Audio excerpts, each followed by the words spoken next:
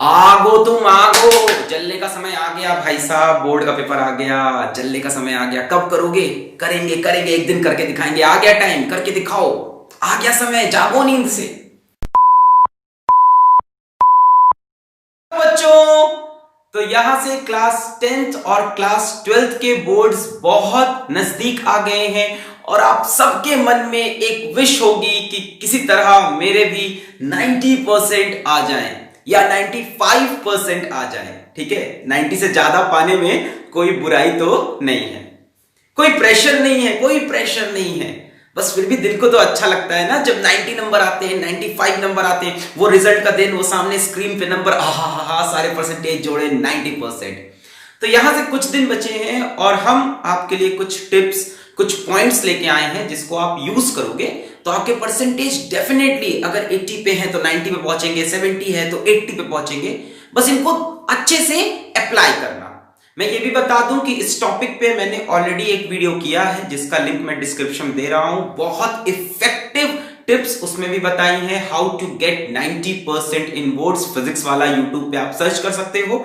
क्योंकि ये last year का वीडियो था और इस ईयर भी बोर्ड पास में है तो मैंने कुछ और नई टिप्स लेके एक वीडियो और बनाया।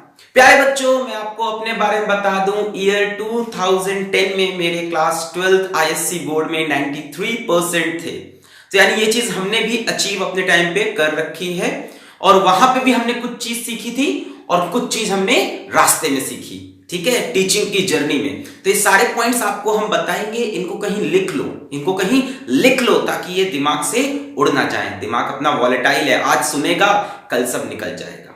तो शुरू करते हैं। सबसे पहली बात है रिमूव योर फियर और साथ में लिखा है इमेजिनरी। देखो ये जो डर है ना, डर कहां है? कहां है डर? कहीं दिख रहा है?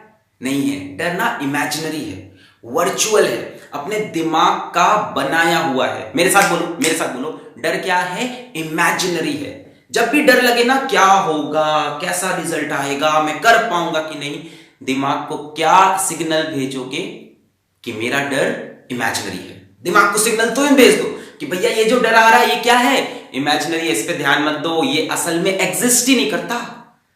अरे ये नेगेटिव शैतान है, दिमाग में बार बार आ रहा है तुम्हें डिस्टर्ब करने। डर इमेजिनरी है। वैसे अगर डेप्थ में बात करो तो डर है क्यों?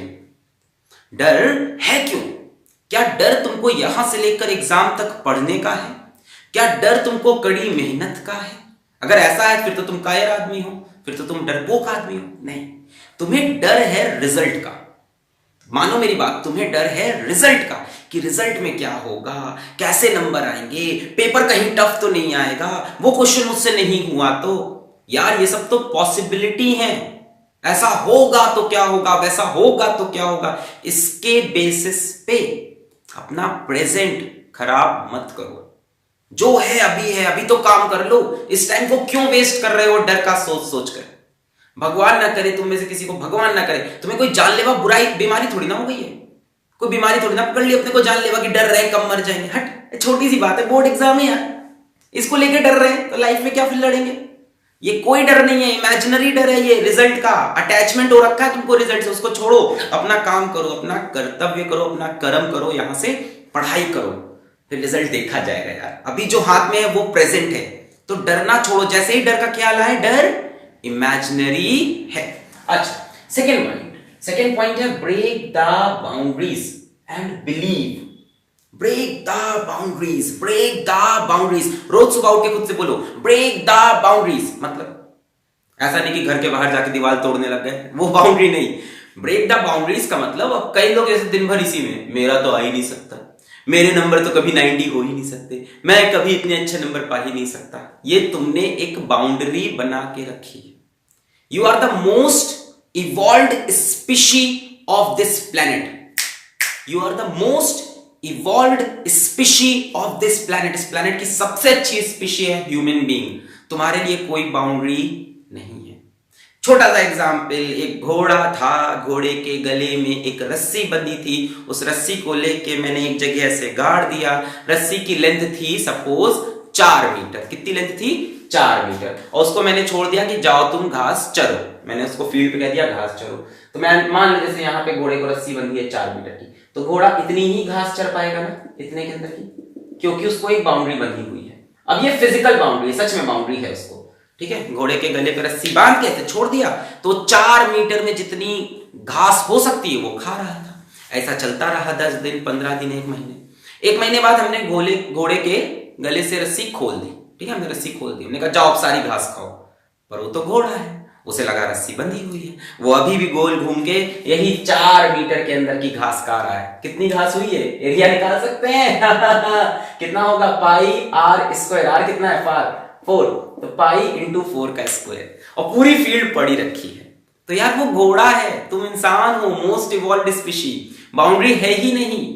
तुम्हें लग रहा है तुम बंधे हुए हो, 80 आएंगे, असल में ऐसी कोई रोप नहीं है। जब ऊपर वाले तुमको नीचे भेजा था ना, तो ये रोप काट दी थी, इसीलिए तुमको ह्यूमन बीइंग बनाया था। बात समझ में आई? कोई बाउंड्री नहीं है, वो सिर्फ दिमाग में चल रहा है कि मेरे इतने नहीं आ सकते, मेरे से ये नहीं हो सकता। आगो तुम आगो, जलने का समय आ गया भाई साहब, बोर्ड का पेपर आ गया, जलने का समय आ गया। कब करोगे? करेंगे करेंगे, एक दिन करके दिखाएंगे। आ गया टाइम, करके दिखाओ। आ गया समय, जागो नींद से। सर मेरे कभी पहले इतने नंबर नहीं आए, तो मेरे फ्यूचर में भी इतने नंबर नहीं आएंगे। वाह भाई वाह। मतलब ये होता है ना, लोग अपने पास्ट के बेसिस पे अपने फ्यूचर को बोल देते कि मेरे कभी नंबर नहीं आए, तो मेरे अब कैसे आएंगे। चलो ठीक है, अब इंटरनेट पे ढूंढना कि सचिन तेंदुलकर ने अपने फर्स्ट मैच में कितने रन बनाए थे। सचिन तेंदुलकर ने अपने फर्स्ट मैच में शायद 15 रन बनाए थे। विराट कोहली ने अपने फर्स्ट मैच में 12 रन बनाए थे। तो वो सोच सकते थे कभी कि इतनी सेंचुरीज मार देंगे वो, उन्होंने पास रिजल्ट लेके बैठ जाते। सोचो सचिन पहले दिन जाता घर पे, बोलता नहीं मेरे तो 15 रन है, मेरे से आगे कभी रन नहीं बनेंगे। देश के लिए कौन करता काम? तुम करोगे।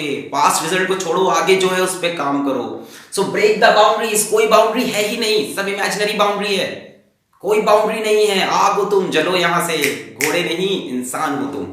अच्छा, अगला चीज बहुत इंपॉर्टेंट है, ठीक है, plan, divide and rule and time management. Plan, एक सिस्टमैटिक प्लान होना चाहिए। जितने भी दिन बचे हैं, 18 दिन, 20 दिन, 25 दिन, 30 दिन, उसका एक मस्त प्लान होना चाहिए, एक मस्त प्लान होना चाहिए, बहुत ही एकदम दिमाग को हिला देने वाला प्लान होना चाहिए। और प्लान कौन बनाएगा? तुम बनाओगे। यूट्यूब पे मत ढूंढो what is the plan to study, कैसे करें। अरे किसी और की स्ट्रैटेजी तुम्हें यूज नहीं करनी है, तुम्हारी पर्सनलाइज्ड स्ट्रैटेजी होनी चाहिए। तुम अपना प्लान बनाओ। तुम्हें पता है तुम किस टाइम सुबह उठते हो, तुम्हें पता है तुम किस टाइम याद कर सकते हो, और किस टाइम तुम्हें मैथ्स के क्वेश्चन तुमसे सॉल्व होते हैं, या किस टाइम तुमसे फिजिक्स के क्वेश्चन सॉल्व होते हैं, किस टाइम तुमसे अकाउंट्स के क्वेश्चन सॉल्व होते हैं, किस टाइम तुमको इंग्लिश की या हिंदी की स्टोरीज पढ़ने में मजा आता है, ये तुम डिसाइड करोगे। तो अपना टाइम टेबल तुम बनाओ। पर ये मैं बताता हूं डिवाइड एंड रूल, ये मैंने पिछले वीडियो में बताया था, डिवाइड एंड रूल।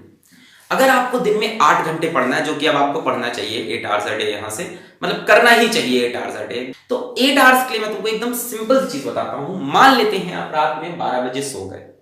जब भी सोते हो, मैं डिस्टर्ब नहीं करूंगा, मैं ऐसा बताऊंगा कि इसको तुम अपने टाइम टेबल पे लगा लेना। मान लेते हैं, एक आइडियल मान लेते हैं, 12 बजे सो गए रात को, और 12 से 8 आप सोए, ठीक है, मैं मस्त मान रहा हूं 8 घंटे की नींद।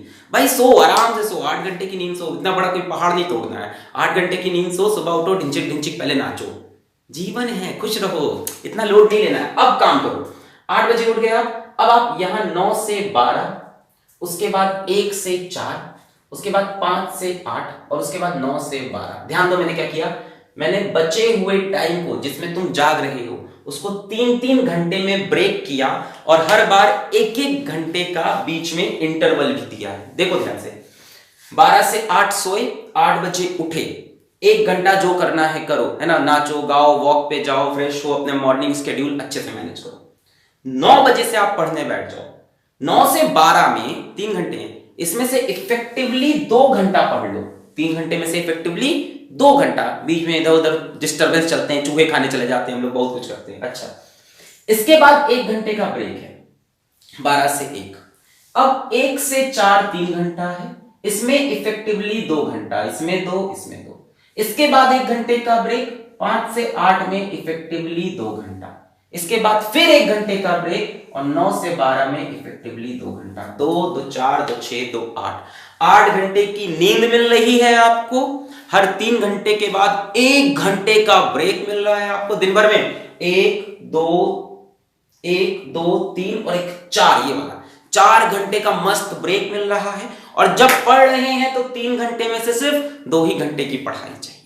इतना फॉलो कर लो, यहां से 8 आवर्स पर डे की बढ़िया पढ़ाई हो सकती है। फॉलो करना होगा। इसमें गलती क्या करोगे तुम, एक दिन उठोगे सुबह, उठ के 9 बजे से बैठ के 3 बजे तक पढ़ लिए, उसके बाद सोचोगे हमने बहुत पढ़ लिया, दिन भर कोई पढ़ाई नहीं की, उसके बाद अगले दिन भी नहीं पढ़े क्योंकि कल तो 6 घंटा पढ़े थे। तो ये गलत होता है कि एक दिन 10 घंटा पढ़ लिया, अगले दिन कुछ नहीं पढ़े। ये स्केड्यूल फॉलो करो, 3 दिन में 24 घंटा, ये है मतलब स्ट्रैटेजी। ये नहीं कि एक दिन 10 घंटा पढ़ लिया।